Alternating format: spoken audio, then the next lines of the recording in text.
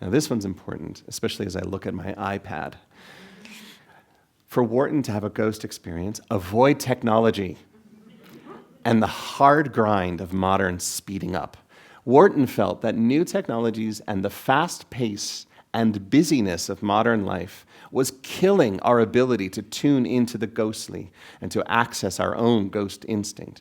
In her preface, she wrote, "I have made the depressing discovery that this faculty, the ghost instinct, has become almost atrophied in modern man. Atrophied by those two worldwide enemies of the imagination, the wireless," which, by the way, in Wharton's time means radio, not Wi-Fi. But don't even get me started about what she would say about now. The wireless and the cinema, the worldwide enemies of the imagination. Too much of our imaginative experience is being spoon-fed to us. We're not working for it. And so the creative faculty is rapidly withering together with the power of sustained attention. Right? You feel me on this one? Scroll, scroll, scroll. And with those go the ghosts, or at least our ability to apprehend them, to feel their presence. She writes, "Ghosts, to make themselves manifest, require two conditions abhorrent to the modern mind: silence and continuity. And the ghost prefers the silent hours when at last the wireless has ceased to jazz. These hours, prophetically called small, are in fact continually growing smaller." My gosh, she's writing this over 100 years ago, right? The ghost may, after all, succumb to the impossibility of finding standing room in a roaring and discontinuous universe. I feel that one. So we see characters in Wharton who begin to have ghost experiences after they have rejected or have lost access to modern life and new technology. In Afterward, what makes the house Ling, it's called Ling, so appealing to the Boynes and more likely to be haunted is that there is no electric light, no heating system, no hot water pipes, or any other kind of modern conveniences. In Pomegranate Seed, the story about the ghost letters, Charlotte discovers the ghost letter on the other side of her front door just after she turns away from the modern trappings of modern life. This is what Wharton writes. "Charlotte Ashby paused on her doorstep.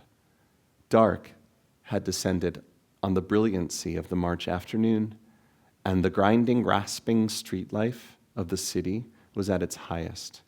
She turned her back on it, standing for a moment in the old-fashioned, marble-flagged vestibule before she inserted her key in the lock. The sash curtains drawn across the panes of the inner door softened the light within to a warm blur through which no details showed. It was the hour when she had most liked to return to that quiet house in a street long since deserted by business and fashion.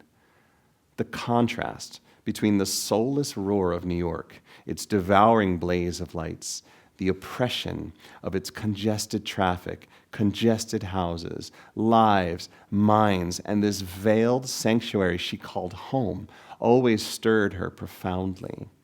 In the very heart of the hurricane, she had found her tiny islet, or thought she had. Outside there, she thought, skyscrapers, advertisements, telephones, wireless, airplanes, movies, motors, and all the rest of the 20th century.